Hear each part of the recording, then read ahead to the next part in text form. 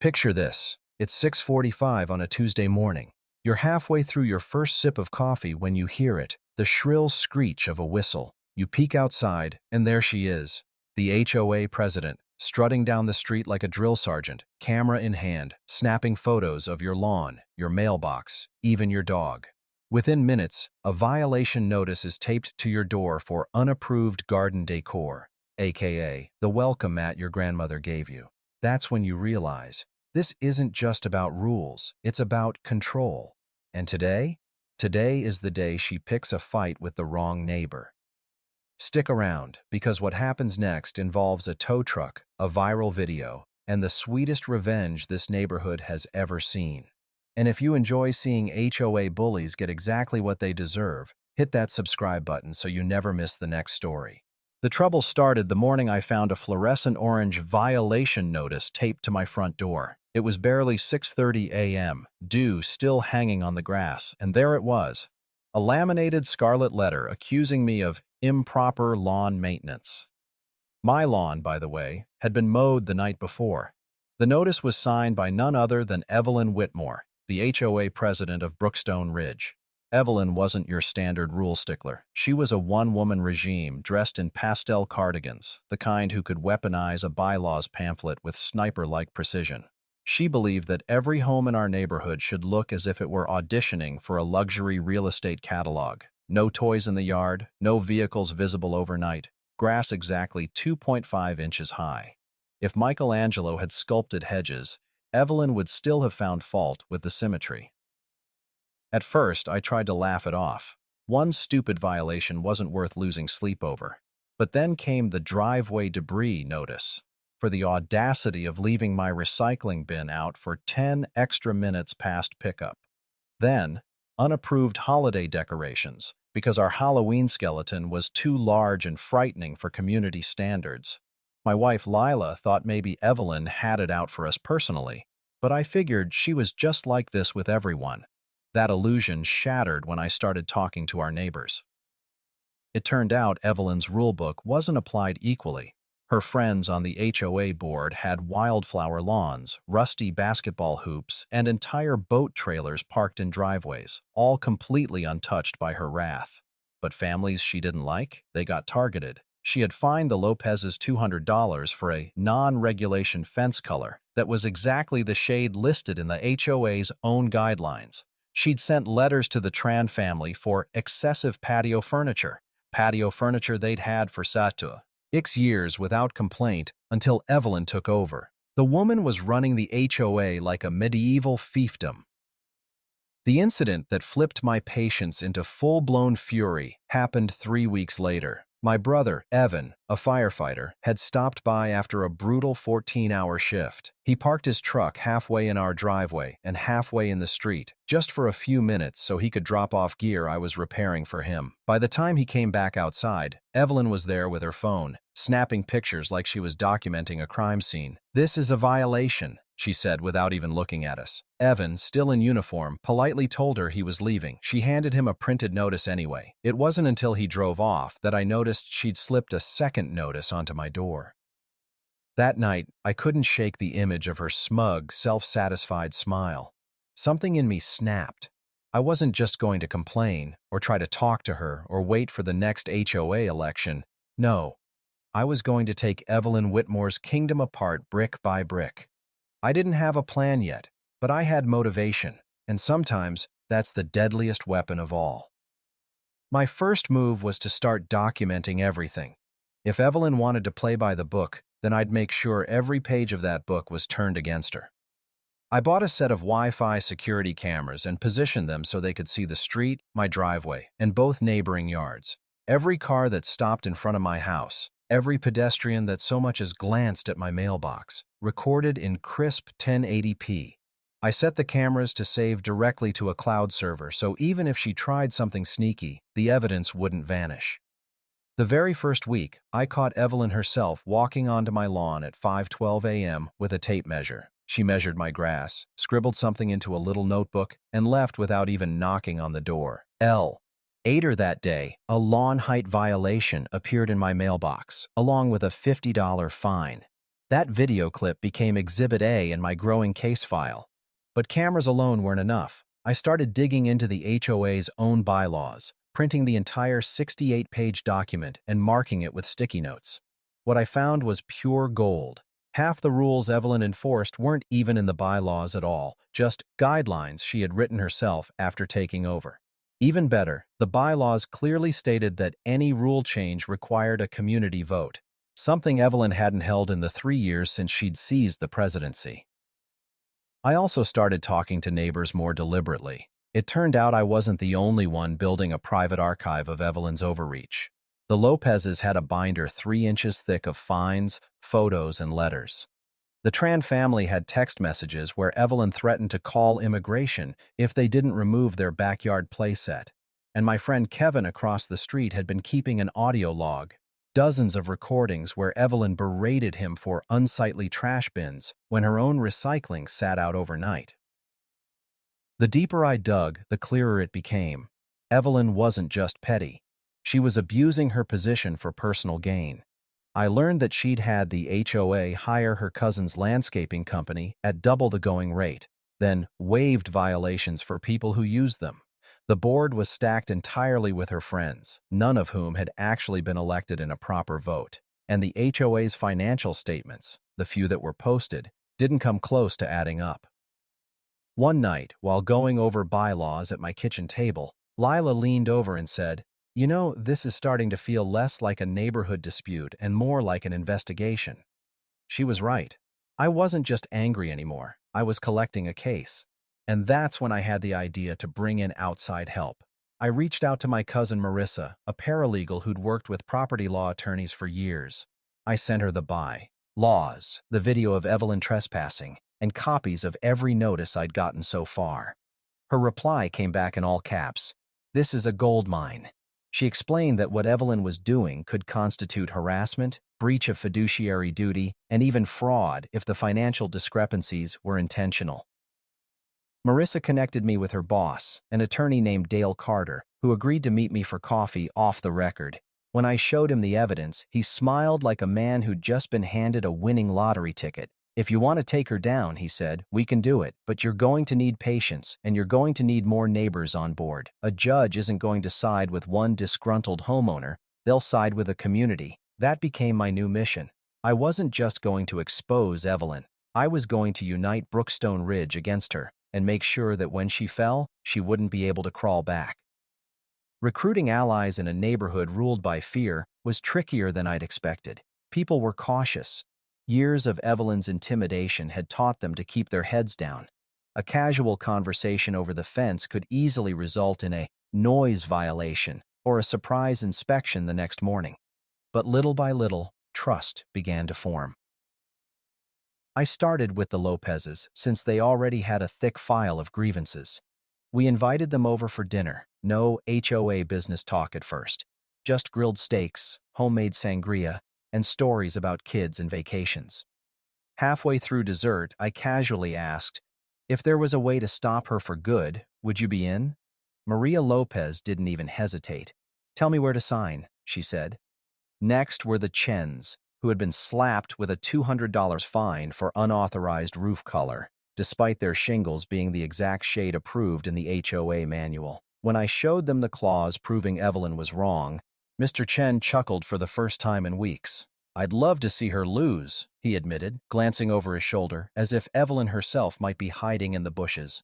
I didn't approach everyone the same way. Some neighbors needed to see the proof first. Photos, recordings, the altered guidelines Evelyn claimed were rules. Others needed reassurance that if they joined me, they wouldn't face retaliation alone. I promised them exactly that. We'd move as a group so no one could be singled out. It took about a month to gather enough momentum for a real strategy meeting. We decided to hold it at Kevin's garage, which had a side entrance hidden from the street. Every time someone arrived, we'd quietly close the door so Evelyn couldn't see the growing number of cars. By the time the last family slipped in, we had 17 households represented, more than half the neighborhood. The stories poured out like water from a burst dam. A retired veteran fined for flying the state flag on his porch. A single mom accused of operating a business because she babysat for neighbors' kids. A couple threatened with a lien for having a basketball hoop in their driveway. As each person spoke, I could see the shift, their fear turning into something harder, sharper. We laid out the plan.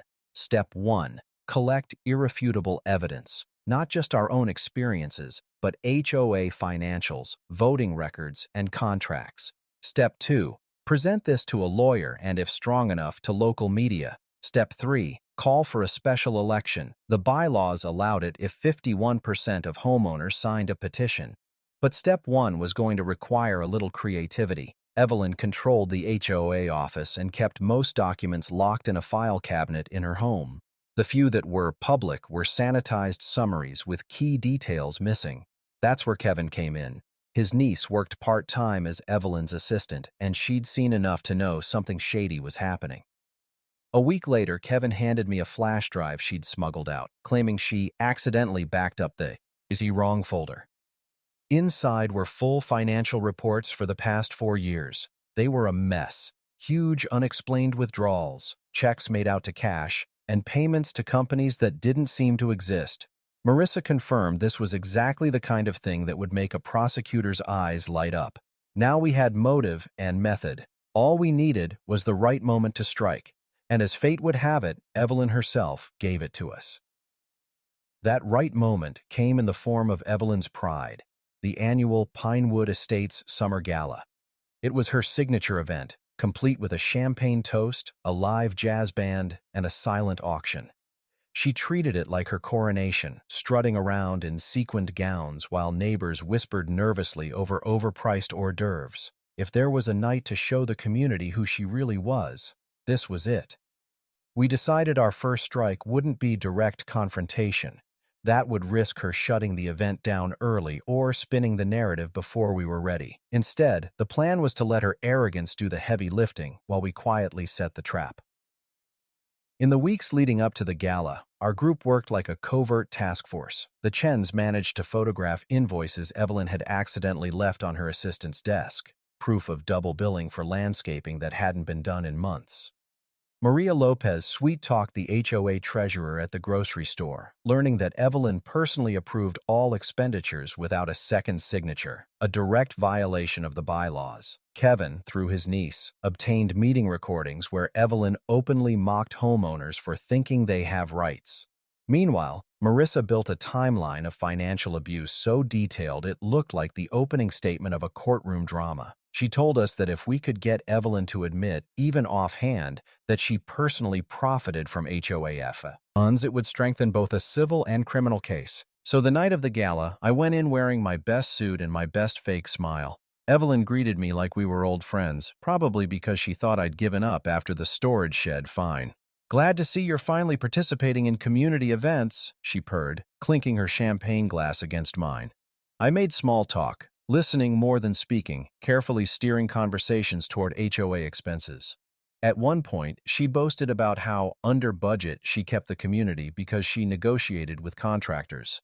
I almost laughed, knowing those negotiations were likely her pocketing the difference. But I kept my expression polite, just as Kevin discreetly switched on the tiny lapel mic Marissa had given me. Across the room, our allies worked in quiet coordination. The Lopezes kept Evelyn distracted by bidding on auction items, while the Chens subtly photographed the guest list, which was suspiciously missing several homeowners who'd fallen out of her favor. Kevin's niece lingered near Evelyn's table, waiting for her to leave her phone unattended. And she did briefly, to make a grand speech thanking herself for restoring pride to Pinewood Estates. That's when we got the final piece of gold. A text chain between Evelyn and a shell company confirming payment for services rendered, signed by her own hand. The amount? $18,500. The service? Community consultation, translation, paying herself from HOA funds. We slipped out before the band finished its second set, our pockets full of evidence and our heads buzzing, not from champagne, but from the realization that we'd just crossed the point of no return. 2 days after the gala, the evidence was spread across my kitchen table like a war map. Invoices, photographs, meeting transcripts, the damning text messages, all arranged in neat stacks. My wife, Lila, sat across from me, her arms folded but her eyes sharp. "This is enough to bury her," she said, but I could hear the hesitation in her voice. The question is, how far are you willing to take it? The truth was, I wasn't sure. We could turn everything over to the state attorney, maybe even the feds, but that would be a slow grind, months of waiting while Evelyn continued her reign. No, I wanted her exposed in the court of public opinion first, where her pristine image would shatter instantly. We needed the homeowners on our side, and not just the few who already hated her. We needed the undecided, the ones who thought the HOA was a necessary evil and didn't see the rot behind its doors. That meant one thing, a meeting. Not one of Evelyn's carefully staged monthly gatherings where she controlled the mic, but a real meeting. And we had just the loophole to make it happen. Buried in the HOA bylaws was a clause allowing homeowners to call an emergency session if 25% of residents signed a petition. Kevin ran the numbers. In our 120-home community, we needed just 30 signatures. Between our core group and their closest friends, we had 18 already. The rest would require careful, quiet canvassing so Evelyn wouldn't catch wind. Over the next week, we became suburban ninjas. Maria visited parents during school pickup, sliding the petition between juice boxes and permission slips. The Chens hosted a neighborhood BBQ that just happened to include a clipboard near the grill. Kevin used his morning jog as cover to stop at driveways and chat about the HOA, ending every conversation with a pen in someone's hand. We didn't just ask for signatures. We told stories about the Lopez's fence, the trans patio, my brother's parking ticket while in uniform. Each story was a brick pulled from Evelyn's foundation. By Friday evening, we had 37 signatures, more than enough.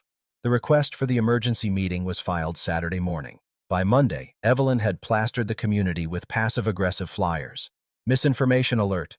Don't fall for lies and smears. She accused certain disgruntled residents of trying to dismantle the order and beauty of Pinewood Estates.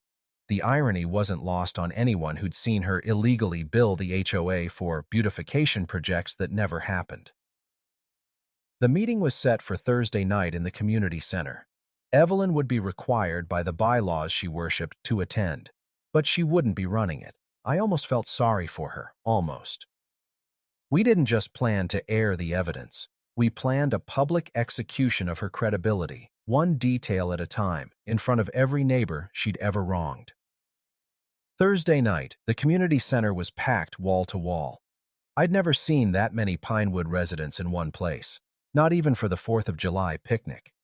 The air buzzed with curiosity, tension, and the faint smell of store-bought cookies someone had brought to make things neighborly.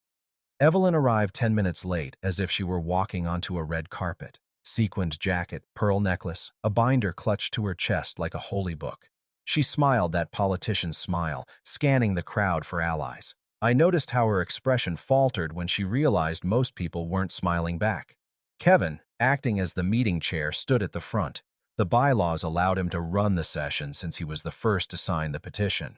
His voice carried just enough authority when he opened with, "Thank you all for coming. Tonight we'll be discussing matters of transparency, financial accountability, and leadership conduct." We'd agreed to start slow, let Evelyn think she could talk her way out, then hit her with the evidence in waves. Maria began with a story about being fined faux or hosting her niece's birthday party in her backyard without event approval. The fine was $150. Evelyn interrupted to say, "Rules are rules," but the murmurs in the crowd grew louder. Then came the Chens, presenting photos of the landscaping Evelyn claimed to have paid for, empty flower beds and dead grass. Evelyn tried to spin it, saying the plants had unfortunately died due to resident neglect. That's when Kevin produced the invoice showing $12,000 billed for those exact landscaping services, signed by Evelyn herself. The murmurs turned to whispers. A few people shook their heads. Someone muttered, "Unbelievable." Evelyn's smile began to crack. I was up next. I walked to the front, holding a printout of the text messages we'd found at the gala. I didn't raise my voice. I didn't need to. These are communications between Evelyn and Pinewood Consulting Services, a company registered in her maiden name. Payments totaling $18,500 over the last 6 months, labeled as community consultation. No such services were ever provided. This is direct self-dealing. This is theft. The room went silent. Evelyn's jaw tightened, and for the first time, she looked small. She opened her binder, flipped a few pages, and started to speak, but Kevin cut her off. All of this, he said, motioning to the table where the evidence lay, will be submitted to law enforcement and the state HOA regulatory board. But tonight, it's for you, the residents, to decide if this is the leadership you want. We took a vote. Out of 84 homeowners present, 76 voted for immediate removal. The rest abstained. Not a single person voted to keep her. Evelyn's face was unreadable as she gathered her things. She didn't speak. She just walked out, pearls glinting under the fluorescent lights, and into the cool night air. We thought it was over. We were wrong. By sunrise the next morning, Pinewood Estates felt lighter. Neighbors waved more, even if just cautiously. It was as if removing Evelyn from the board had loosened an invisible chokehold around the neighborhood. But under that sense of relief was a current of unease. We all knew Evelyn wasn't the kind of person to go quietly. I got my first sign of that around 9 a.m. when I heard the rumble of a car idling outside my driveway. I peeked through the blinds and saw Evelyn's silver Lexus parked halfway across the street, hazard lights blinking. She was in the driver's seat, phone pressed to her ear, eyes locked on my house like she was studying a crime scene. By noon, 3 more residents had called me saying Evelyn had been parked near their homes too, not speaking to anyone, just sitting, watching. "She's trying to intimidate us," Maria said. "But she's not breaking any laws. Yet." That yet became reality 2 days later. Kevin woke to find his mailbox ripped out of the ground and his security camera wires neatly severed. The Chens reported a similar hit, their shed door padlock cut clean through, though nothing was taken. It felt surgical, calculated, just enough to send a message without giving the police anything solid. We decided to get ahead of it. At a Sunday afternoon meeting in my garage, we set up a network, shared security footage, coordinated check-ins, and a group text labeled Karen Watch after Maria jokingly upgraded Evelyn's nickname. Everyone was on alert, and we documented everything. Then came the letter. Postmarked from a neighboring city, no return address. It was addressed to the residents of Pinewood Estates and contained a 3-page manifesto in Evelyn's clipped, self-important tone.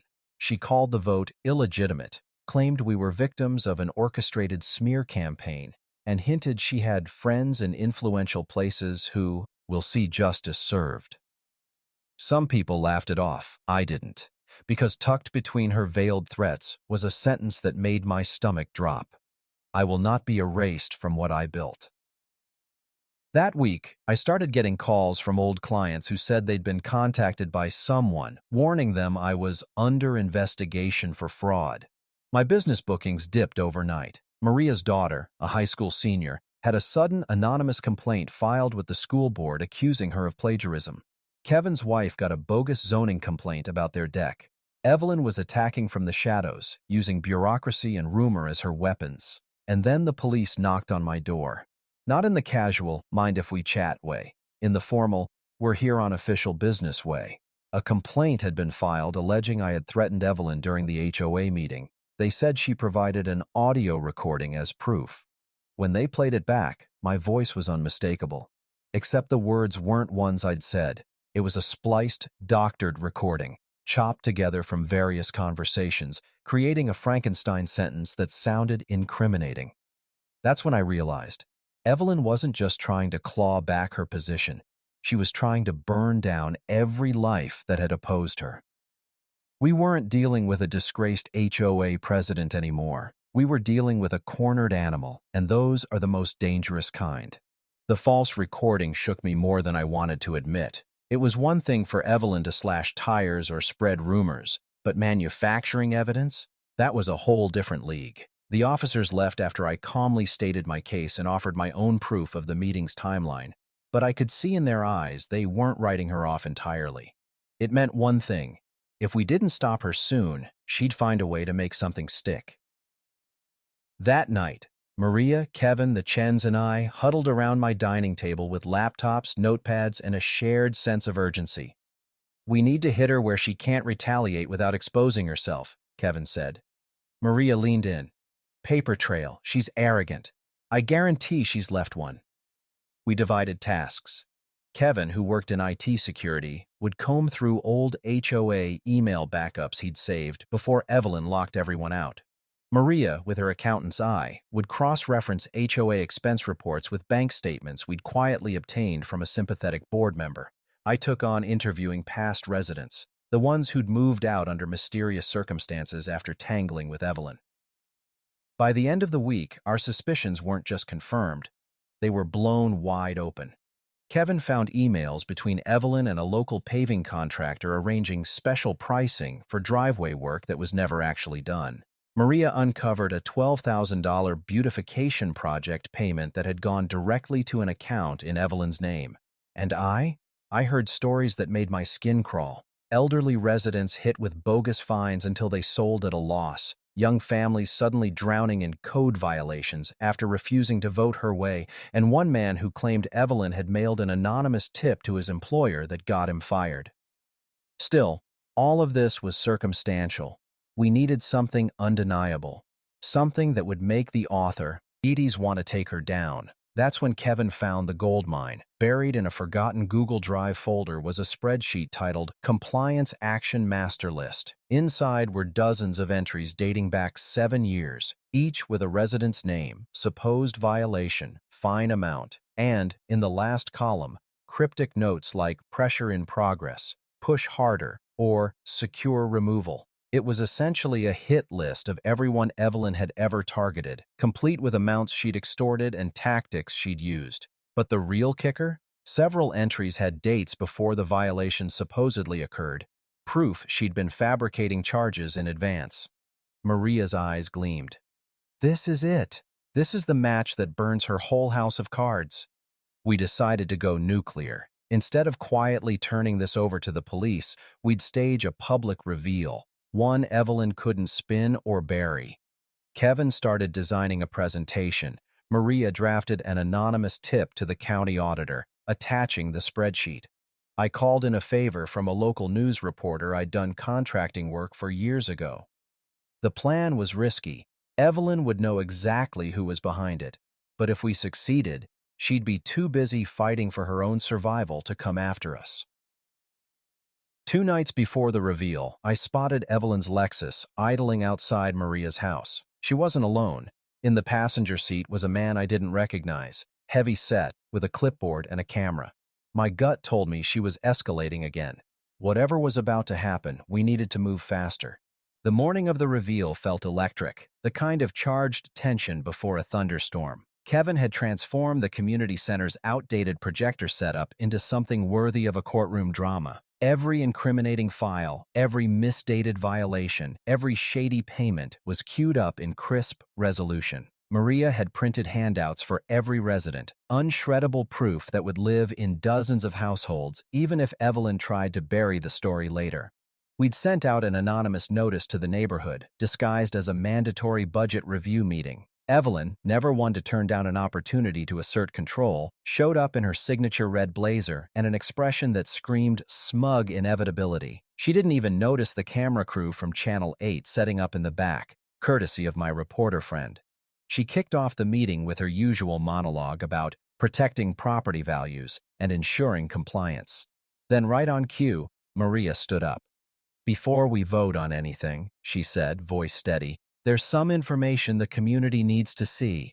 Kevin hit the lights and the first slide appeared, a scanned image of the spreadsheet's cover page, Compliance Action Master List. The room went still. Slide after slide rolled out. Evelyn's notes on residents, fines levied before violations existed, payments routed to her personal accounts. Gasps punctuated the air. A few people whispered curses. Then came the smoking gun. A recorded HOA board Zoom meeting from 2 years ago, recovered by Kevin, in which Evelyn could be heard instructing a former board member to make something up about a resident who'd refused her landscaping proposal. By the time the video ended, Evelyn's face had gone pale under the fluorescent lights. She tried to laugh it off. Clearly, these are taken out of context. Some disgruntled former resident is disgruntled? Interrupted Mrs. Simmons from the back, her cane tapping the floor like a judge's gavel. You fined me $600 for having yellow tulips. You said they were against HOA policy, but the bylaws say nothing about flower color. Murmurs turned into angry shouts. People who'd been silent for years suddenly found their voices, each shouting their own story of harassment and petty cruelty. The Channel 8 reporter stepped forward, microphone extended. Ms. Hargrove, do you have a comment about these documents showing predated violations and personal enrichment? That's when Evelyn made her first real mistake. She shoved the mic away, hard enough to make the reporter stumble, and stormed toward the exit. Cameras followed her like a predator tracking wounded prey. Outside, her Lexus was blocked in by Rodrigo, a tow truck driver who'd heard about the meeting from me and decided to drop by. He leaned against his rig, arms crossed.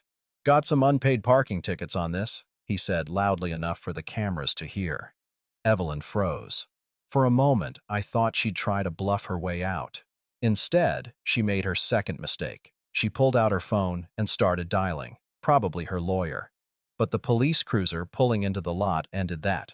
The officer stepped out and addressed her directly. Ms. Hargrove, we need to speak with you about some financial records that were just forwarded to the county auditor's office. The look on her face was pure disbelief, like she'd been living in a different reality where consequences didn't apply to her. The crowd inside pressed against the glass doors, watching the queen of the HOA get cornered for the first time in years, and this was only the beginning. The officers didn't cuff Evelyn right there, not yet. But they spoke to her in low, serious tones while Rodrigo's tow truck idled like a mechanical vulture. Channel 8's camera caught every frame, broadcasting it live for anyone in the city who happened to be watching afternoon news. Inside, the atmosphere had shifted from outrage to electric anticipation. Maria leaned over to me. She's rattled, but we need to push this over the edge. Kevin was already on it. He connected his laptop back to the projector and cued the next set of files. The payment records Evelyn thought she'd destroyed. They showed HOA funds being used for spa weekends, jewelry purchases, and two suspicious consulting fees to a company registered in her nephew's name. Each entry was matched with timestamps and bank confirmations, courtesy of a friend at the credit union who hated Evelyn almost as much as we did. Folks, Kevin said, addressing the room, this isn't just about unfair fines. This is embezzlement. And based on the amounts, it crosses into felony territory. The murmur that followed was different this time. Not just anger, but resolve. Years of whispered frustration now had a legal anchor. Mrs. Simmons raised her cane again. We should vote her out right now. That's not how the bylaws work, Evelyn snapped, trying to reassert control, though her voice wavered. You need a proper election.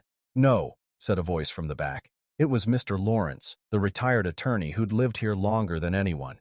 Per Section 7.4, an emergency removal vote can be called if there's credible evidence of financial misconduct, and I think we've all seen enough. The room erupted in cheers. Evelyn tried to object, but every word she spoke was drowned by the crowd chanting, "Vote, vote, vote!" Out in the lot, the officers were still questioning her. Rodrigo took the opportunity to hook her Lexus to his rig, slowly, methodically, making sure the cameras captured every click of the chains. When Evelyn realized what was happening, she bolted toward her car, only to be gently intercepted by one of the officers. This vehicle is being impounded pending investigation, he told her, voice calm but firm. You'll need to arrange alternate transportation. The symbolism wasn't lost on anyone. The car she'd used as a mobile throne, blocking driveways and asserting dominance, was now suspended at a 45-degree angle on Rodrigo's truck, like a trophy. Back inside, the vote was swift and unanimous. Evelyn was removed from the HOA board effective immediately. Maria was named interim president until a formal election could be held. Kevin handed her the microphone, and she delivered the line that would lead the evening news. Today, this community proved that no one, not even the HOA president, is above the rules. The officers escorted Evelyn back inside to collect essential belongings from the office she'd ruled from like a monarch. The crowd parted for her, silent except for the click of camera shutters. In that moment, she looked smaller, not physically, but in presence. As she left, Maria turned to the crowd. This isn't over. We're going to audit every single transaction from the last 10 years, and if there's more theft, we'll make sure the district attorney knows. The cheers this time were deafening. And outside, under the cold glare of the afternoon sun, Evelyn's Lexus disappeared down the road behind Rodrigo's truck, the crowd's reflection visible in its glossy paint, a community finally watching the tyrant's power vanish in real time. By the time Rodrigo's truck turned the corner, taking Evelyn's Lexus and her Rain with it, the air in Pineview Commons felt lighter than it had in years. Neighbors who'd once avoided eye contact lingered on the sidewalk, chatting like old friends. The tension that had coiled in our streets for so long had finally snapped, and the release was almost dizzying. Maria wasted no time. She gathered everyone in the clubhouse, the same space where Evelyn had barked orders for a decade, and rolled out her first act as interim president. From today forward, she said, all financial records will be posted online. Any fine over $50 will require a majority vote from residents, and the community garden Evelyn tore out last year, it's coming back. That last announcement got the biggest cheer of the night. Kevin handed out flyers for a Pineview Renewal Day the following Saturday, a neighborhood cleanup, potluck, and informal planning session for the projects people had dreamed of but never dared to suggest under Evelyn's watch. The sign-up sheet filled in minutes. Even Mr. Lawrence, who rarely left his porch, volunteered to man the grill. By sunset, the crowd had thinned, but the energy lingered. I stood outside with Maria and Kevin, watching kids race their bikes down the street, their parents laughing nearby. Feels different, Maria said quietly, like we finally got our neighborhood back. It was true. In just a few hours, we'd gone from scattered frustration to something close to unity. No screaming matches, no paperwork threats, just people remembering they were neighbors first, HOA members second. Evelyn's shadow didn't vanish entirely. The county's investigation into her spending was still underway. But the fear she'd thrived on was gone. When the officers returned later that week to serve her with official charges, nobody flinched. By then, the community garden was already half planted. The first welcome sign was going up at the neighborhood entrance, and someone had painted a mural on the clubhouse wall, a huge oak tree with the words, "Stronger Together," in looping green script. On Renewal Day, more than 100 people showed up. Kids smeared with dirt helped plant sunflowers. The Patels set out trays of samosas next to Mrs. Simmons's famous peach cobbler. Rodrigo parked his tow truck by the curb, a hand-painted sign reading, "Best Tow of My Life." People lined up to take photos with it, laughing like we'd all just gotten away with something deliciously righteous. That evening, as fairy lights twinkled over the garden and music played from a portable speaker, Maria raised her glass. Here's to fairness, friendship, and never letting one person's ego run this place again. We all drank to that. Looking around, I realized the real victory wasn't just that Evelyn was gone. It was that, in taking her down, we'd remembered how to stand together. That was something no HOA rulebook could ever mandate, and no tyrant could ever take away. And under that warm, easy night sky, Pineview Commons felt like home again.